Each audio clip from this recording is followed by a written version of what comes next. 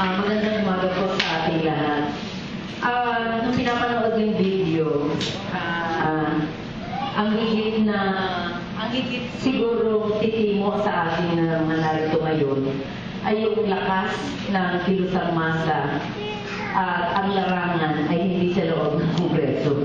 Ganun kagad ano. Ibig sabihin,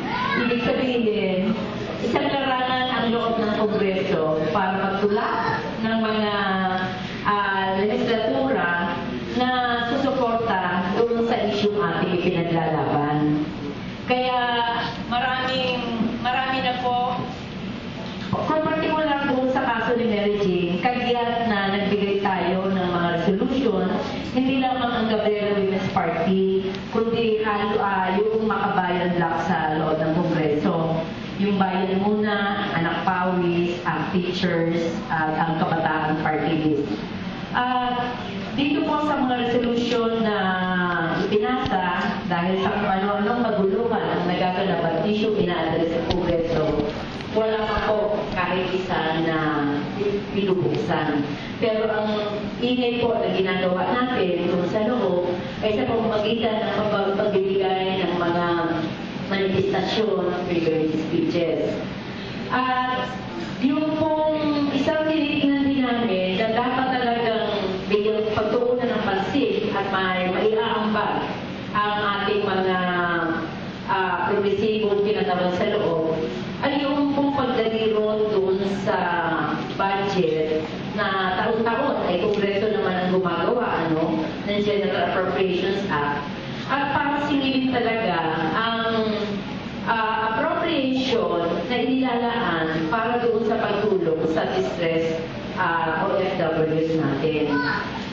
Gusto ko rin banggitin na ang approach talaga dapat ng legislation talagang maging mula doon sa serbisyo na lalaanan ng pondo na kailangang ilaban, yung pang pagtitiyak o pagbabago ng ating batas kaugnay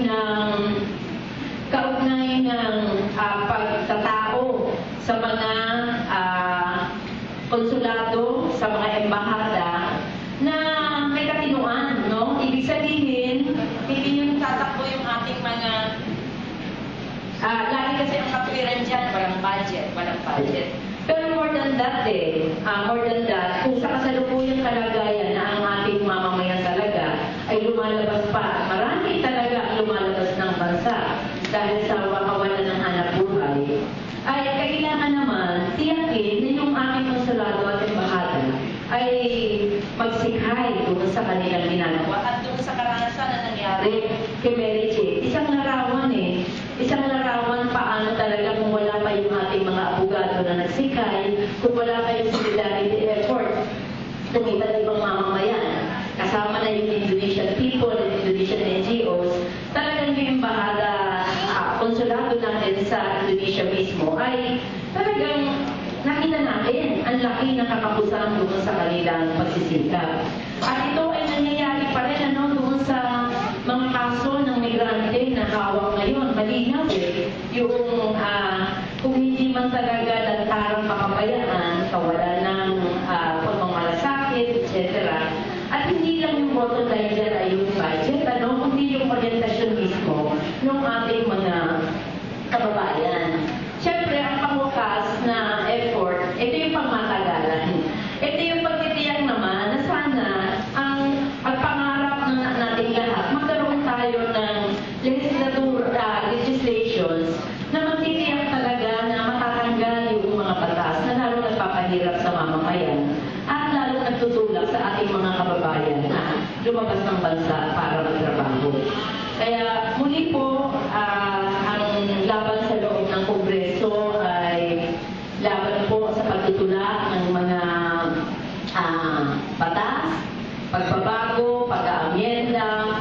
Pero sabi ko nga, ang tagumpay ng mamamayan ay higit na makakamit kung ang larangan talaga na, at kasama kami dyan, yun yung larangan na mula pa po noong mga unang araw na tayo ay lumalaban kay dun sa pagsisikap na at at least malibre muna yung bitay kay Mary Jane.